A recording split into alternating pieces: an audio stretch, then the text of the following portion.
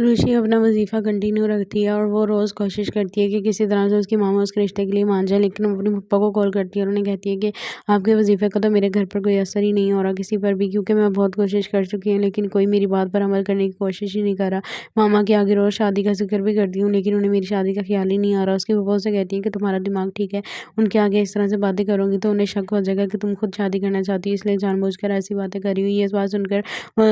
रोशिनी से कहती हैं तो फिर अब मैं ऐसा क्या करूँ कि जिस वजह से मामा मान जाए। रुचि की फूफा उसे कहती है कि तुम बस अपने वजीफे पर ध्यान रखो, ये ना हो कि कहीं तुम्हारी मामा तुम्हें वो भी करता हुआ देख लें और तुमसे तुम्हें वो भी ना करने दें। ये बात सुनकर रुचि उनसे कहती है कि आप बिल्कुल ठीक कह रही हैं, मैं वैसे ही करूँगी और अब मामा से किसी बार इस बात में कोई जिक्र नहीं करूँगी। वो किचन में जाती है तो वहाँ पर पहले से ही उसकी दादा और उसकी मामा दोनों किसी की शादी की बातें कर रही होती हैं। वो फिर से वहाँ जाकर शुरू हो जाती है और उनसे कहती हैं कि आप लोगों को दूसरों की शादियों का ख्याल नहीं है, ये नहीं सोचा कि अपने घर की बेटियां भी जवान हो रही हैं, उनकी शादी कर दी जाए। उसकी मामा ये बात सुनकर गुस्से से उसकी तरफ देखती हैं और उसे कहती हैं कि तुम्हारा दिमाग ठीक है, तुम कैसी बातें कर रही हो। रुचि उनकी तरफ देखकर डर जाती है, उन्हें कहती है कि मैं